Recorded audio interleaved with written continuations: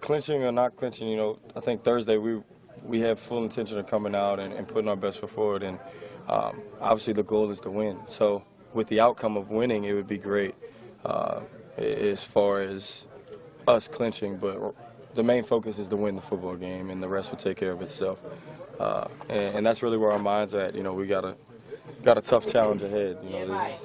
This is always a wingy mate. This has always been a good game. These are two rival teams, so it should be an interesting matchup.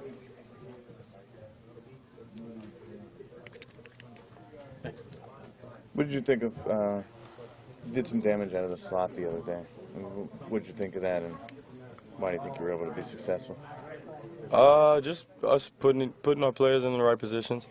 You get inside, you mix it up a little bit. It's not as easy to double somebody when you're on the inside in the slot. It will cause a lot of matchups that you would have to worry about in other areas when you try and take away somebody who's on the inside. It just makes it a lot harder. So hopefully being able to get in the inside and work a little bit will open up defenses even more for us to make more plays.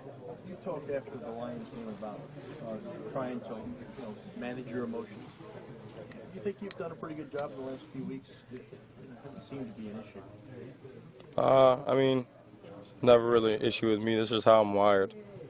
Just can't really explain it. I'm just wired that way. So basically, I just try and control what I can control. And I feel like I've been doing a pretty good job at that for the most part. But there's never going to be that part of me that loses who I am and that intensity.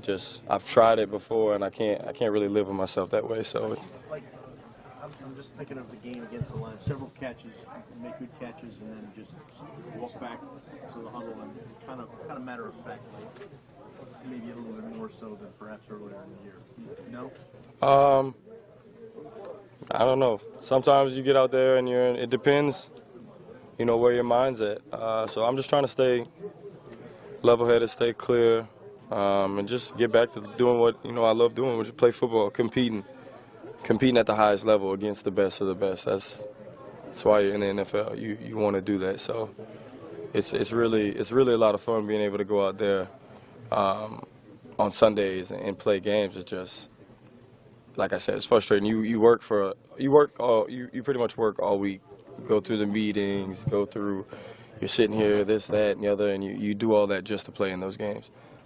So, when the preparation and everything else doesn't, come into the field of play the way you expected it, it's a little bit harder to deal with, because you feel like you work so hard for it that you want it, and you want it right then and there. So, you've been the last 2 years in Philadelphia, if not go to the Giants.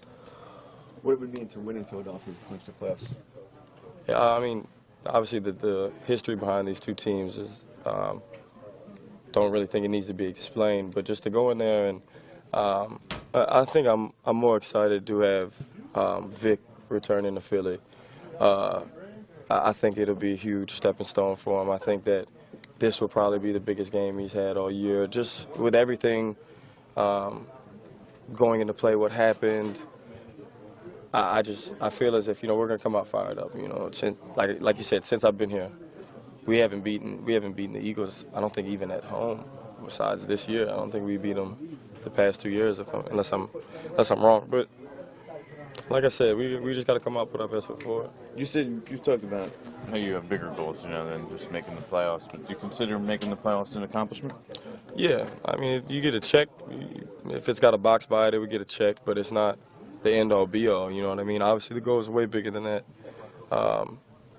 So it's a stepping stone. Sterling was saying that teams are trying everything they can to take away the longer play. So you're seeing a lot of two deep zone. It's unfortunate. Are you almost going to have to content with Dinkin and Duncan and try? That's probably the hardest part. As every receiver, you can ask any receiver in the NFL, everybody wants to catch a bomb or make big plays. That's what you want to do. You want to make those big plays. So teams are doing a great job at eliminating that. I think since I can't even remember what week it started, but they're keeping a safety high.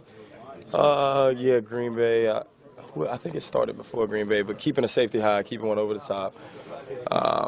just really trapping and bracketing and doubling or doing whatever. It's not really been much man-to-man, so to say.